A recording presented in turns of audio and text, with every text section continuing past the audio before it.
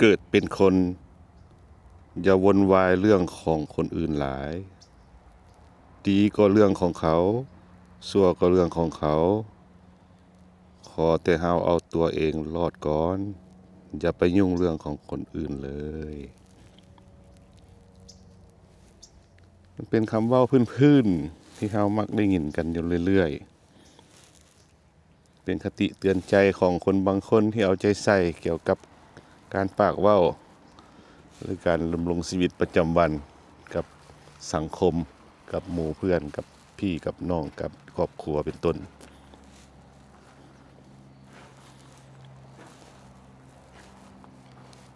คำเว้าอันง่ายๆแต่แฝงความหมายอันสุดยอดที่จะต้องเอามานำใช้ที่จะแก้ไขเช่นคำว่าอย่าเฮ็ดอย่าทำอย่ากินอย่านอนอย่าเบิ่งอย่าฟังอันนี้ก็เป็นคติอันหนึ่งที่คนลาวเฮา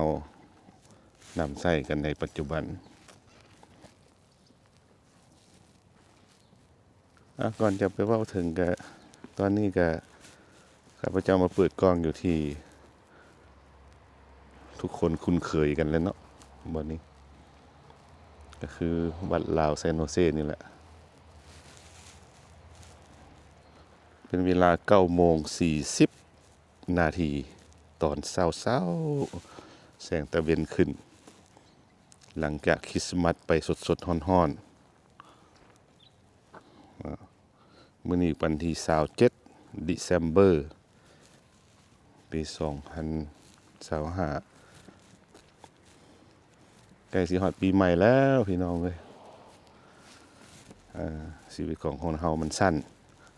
สิเฮ็ดหยังก็เคี่ยวเฮ็ดสิเฮ็ดทำหยังก็เคี่ยวทำเบิ่งไปแล้วความคุ้มค่าของการเกิดมาเป็นมนุษย์ที่จะนำใช้วัตถุสิ่งของที่ทันสมัยที่จะนำใช้สิ่งอำนวยความสะดวกที่พัฒนาการในโลกอันนี้มันก็ขึ้นกับบุคคลที่จะต้องขนขวายแสวงหาหรือทำการนำใช้ตามเงื่อนไขที่หาได้หาเป็น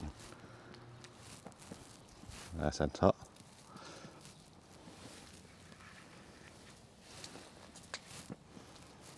อันที่เกริ่นในเบื้องต้นเกี่ยวกับว่าอย่าเฮ็ดอย่าทำหรือว่าอย่าไปยุ่งกับเรื่องคนอื่นหลายอันนั้นมันก็แล้วแต่ดอกเนาะผู้เพิ่นมักยุ่งก็ฮักมักยุ่งแท้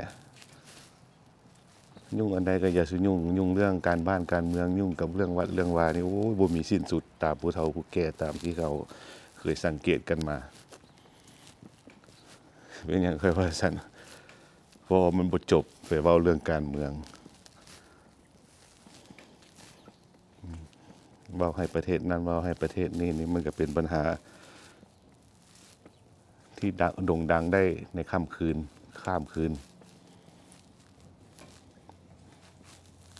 อย่างปากของคนเนาะบ่ว่ากันแต่เมื่อข้าพเจ้าเข้ามาวัดมื้อนี้นี่คือมายุ่งซะนะเรื่องของวัดของว่าอ้าววัดวาแนวใหม่อีกอันนี้ก็เป็นเรื่องของวัดเนาะเอาก็ช่วยสร้างช่วยแปลงนั่นแหละนำกันนั่นแหละก็สิมาอัปเดตให้พ่อแม่พี่น้องเพื่อเพิ่นติดตามผู้เพิ่นได้สมทบทุนมาจำนวนใดจำนวนหนึ่งเพื่อว่ากอบส่วนในการซื้อวัตถุอุปกรณ์ในการสร้างการสร้างการขยับขยายนั่นแหละถึงว่ามันบ่ได้มาตรฐานถึงว่าจะเป็นกิจกรรมเล็กๆน้อยๆก็มีความหมายซึ่งอำนวยความสะดวกเช่นว่าคือจังซี่แหละผ่านมานี่ก็เก็บวัสดุที่มันเหลือใช้มาเฮ็ดหามเฮ็ดบ่อนที่สามารถนำใช้ประโยชน์ได้เช่นว่าเวลางานบุญงานทานก็สามารถขายเครื่องขายของอยู่ในสถานที่นี้ซึ่งออกตนญาติโยมชาวบ้านชาวเมืองเขาเจ้าก็นำวัตถุ มาจากเมืองลาวมาจากการพิพิธภัณฑ์อาหารการกินต่างๆนานาแล้วมาบริการให้แก่พวกชนลาวของเฮาที่มากินมาทานมาร่วมบุญร่วมงานก็สำเร็จไปก็รับประกันการบ่มีฝนหัวเลยฝนตกมานี่ก็ได้มาตรฐานสมควรอันกิจกรรมที่กำลังดำเนินอยู่นี่ก็สิพามาเบิ่งเนาะผู้ที่เพิ่นสมทบทุนฮอนมาที่เขาเอาไปซื้ออุปกรณ์มาก็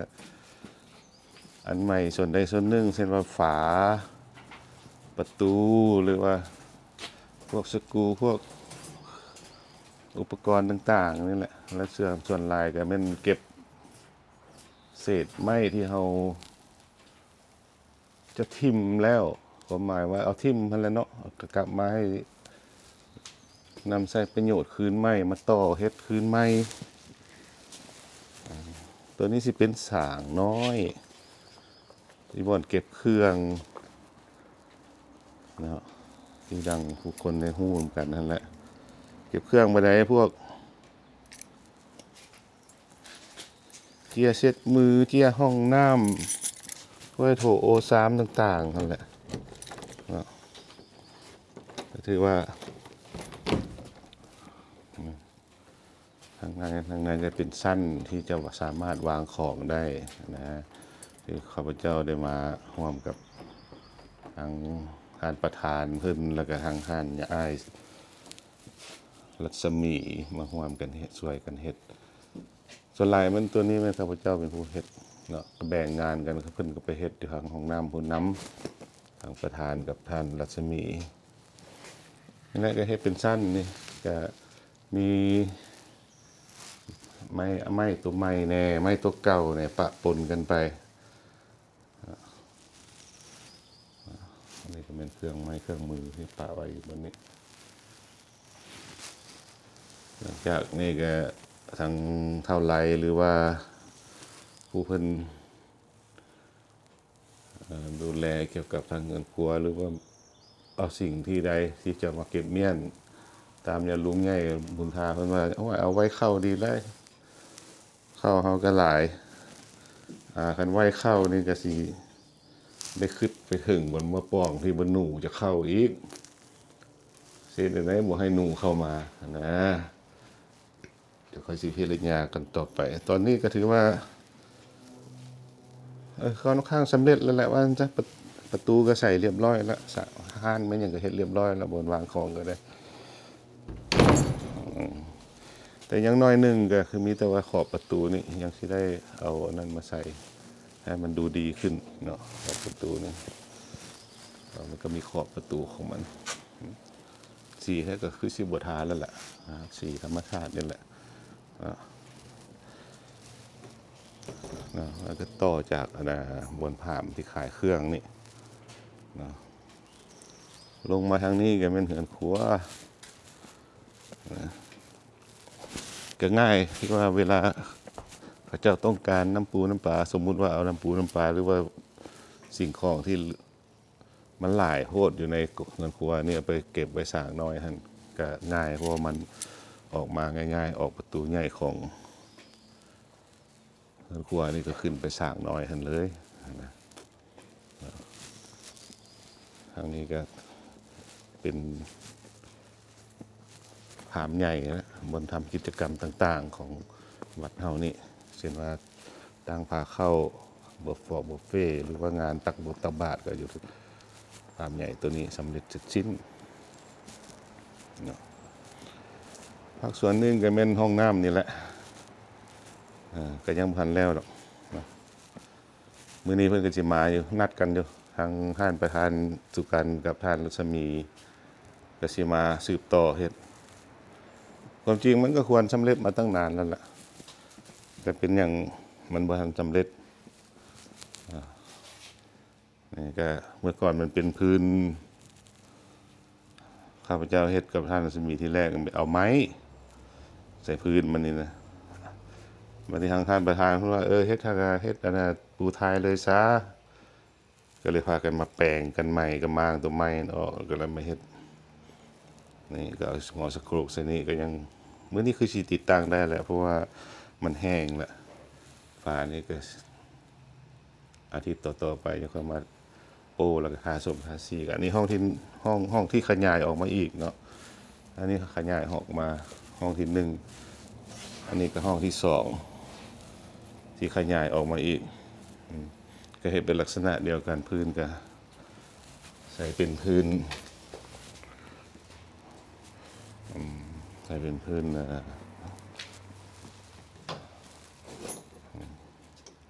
อันนี้ห้องสองห้องได้สองห้องเพิ่มซะและห้องเก่าตัวนี้นี่ก็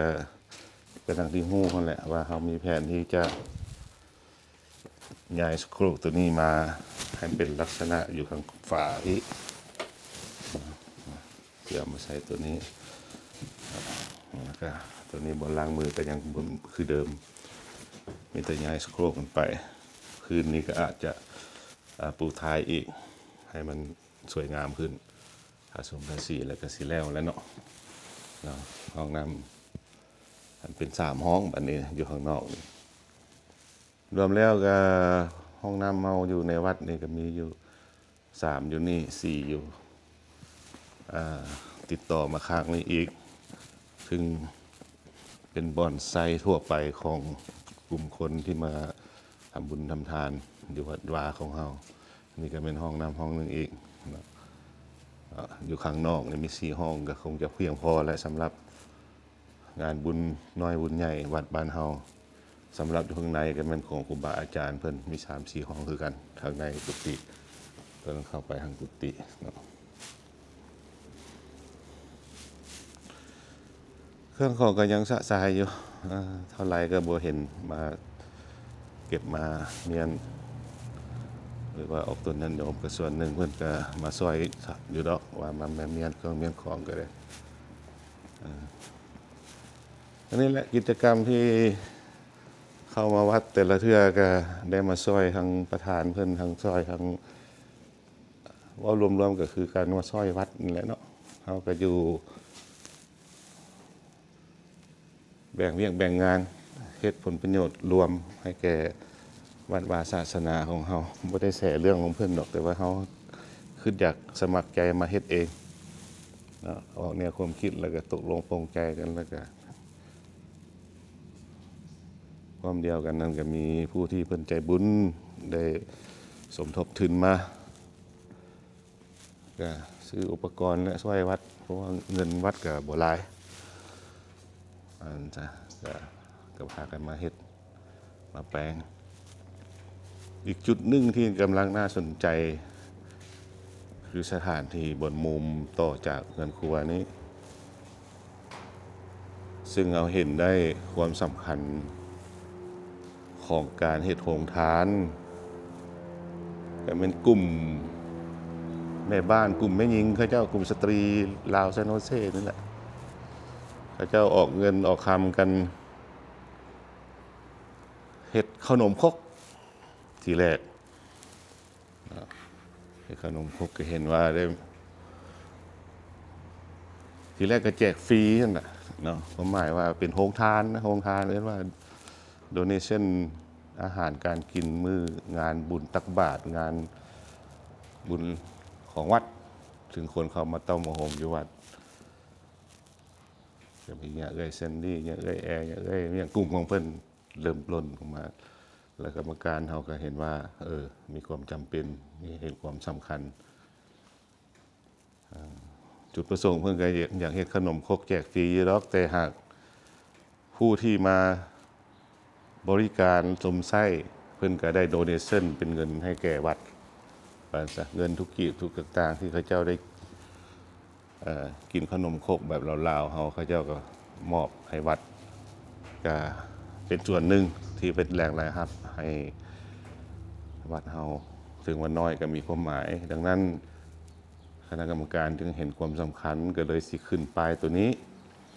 เนาะอันนี้เอาแผ่นป้ายขึ้นนี่ก็สิเขียนว่าเป็นโรงทานไปเนาะสถานมุมแท่นี้ก็สิจัดให้เพิ่นขอความสะดวกต่างๆซึ่งมีโต๊ะมีตั้งเป็นมาตรฐานให้เพิ่นหรือข ขยับขยายต่อไปอาจจะมีซิ่งอาจจะมีเตาถ้าหากว่ามีการขยับขยายเช่นว่าการทอดปีกไก่บ่การทอดตำบักหุ่งเมืองหุ่งเป็นโรงทานของกลุ่มสตรีของเพื่อนกลุ่มผู้หญิงของเพื่อนพวกเขาก็เลยว่าเอาโอเคต่อไปก็สิมีอาจารย์เก่งหรือว่าผู้ที่มักผู้ที่เพิ่นเฮ็ดเป็นเพิ่นแต้มเป็นตัวหนังสือมันงามมาใส่ป้ายตัวนี้เป็นโรงทานประจำสถานที่นี้อันนี้ก็ได้อันนี้ก็แผนๆกันลมๆกันไว้แต่ว่ามันสิเกิดขึ้นมาได้ในระดับใดค่อยติดตามชมกันต่อๆไปเนาะก็ทุกคนก็คงจะภาคภูมิใจที่มีอันแปลกใหม่มีอันขยับขยายไปเรื่อยๆสิ่งเล็กๆน้อยๆก็ให้มันมีความหมายให้มีประโยชน์ต่อสังคมแบบลาวๆเซนโฮเซ่เฮาที่ว่าคนลาวอยู่ต่างแดนก็มีความสุขเมื่อได้ไปที่ใดที่ว่าเฮ็ดให้ตัวเองบ่เดือดร้อนเฮ็ดให้ตัวเองมีความสบายใจบ่อนนั้นจังค่อยไปบ่อนใดที่บ่มักแล้วก็บ่ไปอันนั้นเป็นอย่าไปอันนี้ก็เข้ากันกับความคิดของคนบางคนเช่นเดียวกันเนาะจากนี้มาทางมุมนี่ก็นี่มุมนี่บางคนก็ว่าเฮ็ดหยังเฮ็ดพื้นเฮ็ดอันยังขยายออกมาเฮ็ดหยังอันน่ะพื้นนี่มันดีอยู่แล้วมันพื้นซีมังแล้วเฮ็ดห้านขึ้นอย่างนี้ก็คือว่าแล้วเนาะกลุ่มคนลาวเฮามันอยู่ใส่ก็เป็นคนมักม่วนมักปาร์ตี้มักซุ่มมักแซวมักฮักพี่ฮักน้องฮักกลุ่มฮักก้อนตัวเอง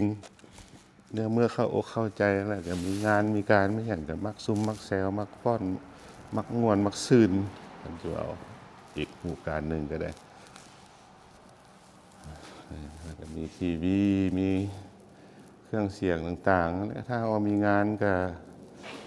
สามารถเล่นดนตรีน้อยกันอยู่ในแถวนี้เต้นรำกันอยู่วัดเฮานี่แหละที่บนเต้าโฮมกันแบบที่ว่ามีความสุขแบบพื้นบ้านเฮาแต่ก่อนมันก็น้อยดอกห้านตัวนี้นะเดี๋ยวนี้ก็ขยายออกมาอีกแล้วเนาะขยายให้มันพอวางคีย์บอร์ดวางบนยืนเล่นกีตาร์บนยืนร้องเพลงจะแล้วก็จะนำไส้อันไวๆนี่ก็คือวันที่3นี่หลังจากปีใหม่สากลไป3วันคือวันที่3เดือน January 2026นี่แหละจะมีงานน้อยเกิดขึ้นอยู่ที่นี่ซึ่งพวกเราตกลงกันว่าเป็นงานพัดลักปาร์ตี้นิวเยียร์2026เกิดขึ้นก็สิเอาวงดนตรีน้อยเอามาตั้งอยู่นี่แล้วก็เสพกันฟ้อนลำวงม่วนซื่นกันกินอาหารสามัคคีร่วมกันแบบฟรีๆแบบปาร์ตี้เจ้าถือมาค่อยถือมาอาหารการกินแล้วฮอดเครื่องดื่มมีอย่างต่างๆนั่นแหละเนาะมาเสพมาม่วนกันอยู่นี้ซึ่งคาดว่าจะเริ่มงานอยู่ระหว่าง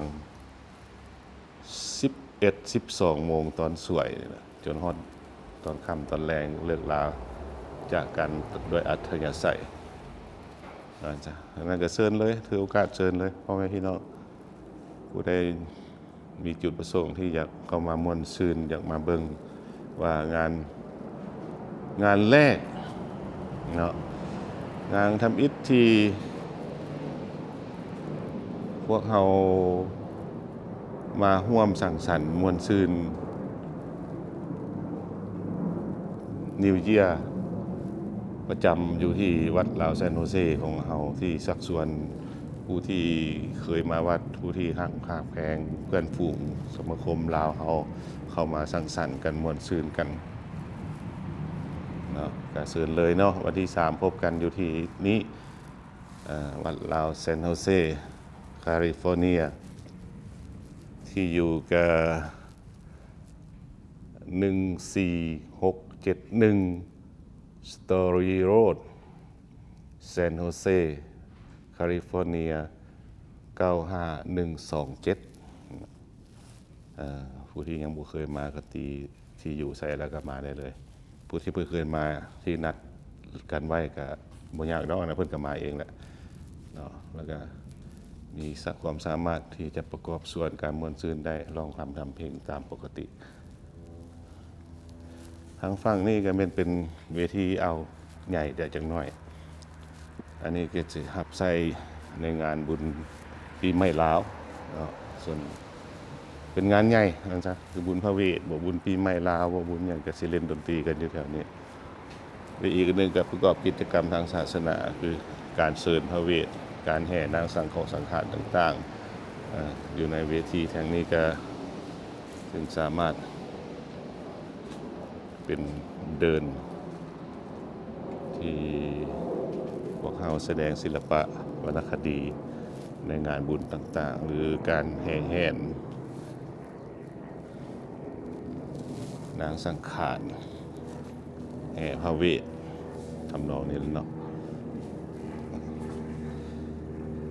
ก็มีจังซี่แหละพ่อแม่พี่น้องเว้ยมื้อนี้ก็รอท่าอีกจักหน่อยทางท่านประธานเพิ่นประธานสุกันเพิ่นมาฮอดแล้วก็ท่านรัศมีมาฮอดแล้วก็สิพากันลงมือเฮ็ดห้องน้ำเนาะเพื่อให้ทวงทันกับวันที่3เดือน January 2026นี้เขาจะมีงานน้อยๆปาร์ตี้พันลักขึ้น